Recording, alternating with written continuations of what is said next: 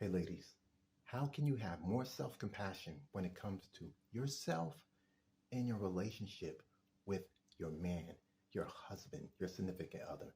That's what we're getting at today. We're familiar with the criticizer.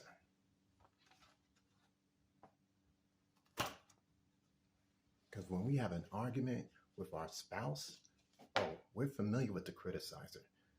That's that force from the outside pointing at us, that's telling us that we've failed when it's come to our marriages.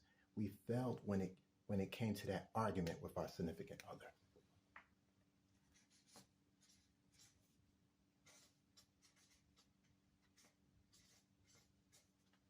That you'll never get it right.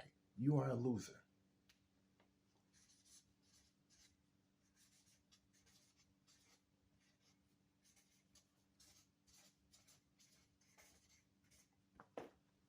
We're also familiar with being criticized. We beat up ourselves. So it's not just from the outside coming inward.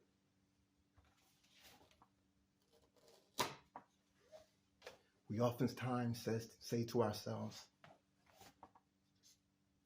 I will never get this marriage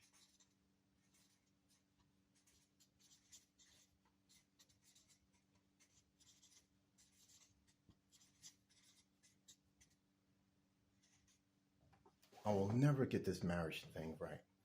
But there's one perspective, one viewpoint that we so oftentimes overlook and we may not be aware of, and that is the perspective of the compassionate observer.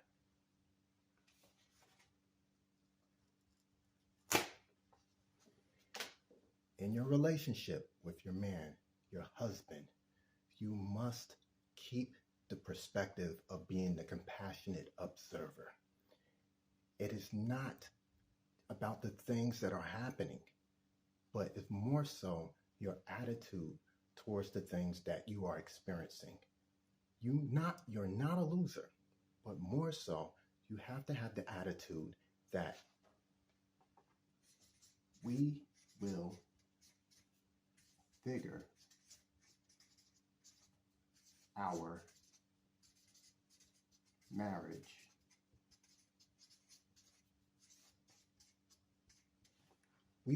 figure our marriage out. This is so very important. It's easy for us to have compassion for others, but when it comes to our marriages and our relationships, we must have self-compassion for ourselves. And I just want to offer you something here. There's most certainly an adversary when it comes to our marriages. And I just want to read John chapter 10, verse 10. Notice what it says. The thief comes only to steal and kill and destroy.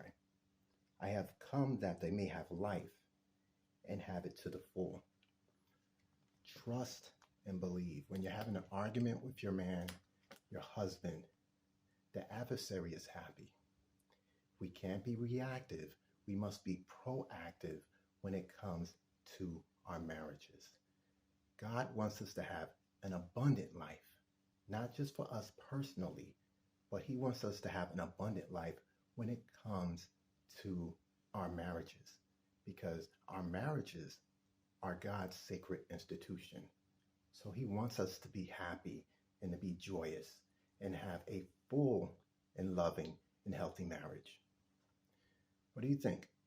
Apply this to your marriage. Apply this to your relationship. Write this stuff down. Is when we do these activities, that's when we understand. So get to work. Tell me how it goes. You enjoy this video, like, share, and subscribe. Take care.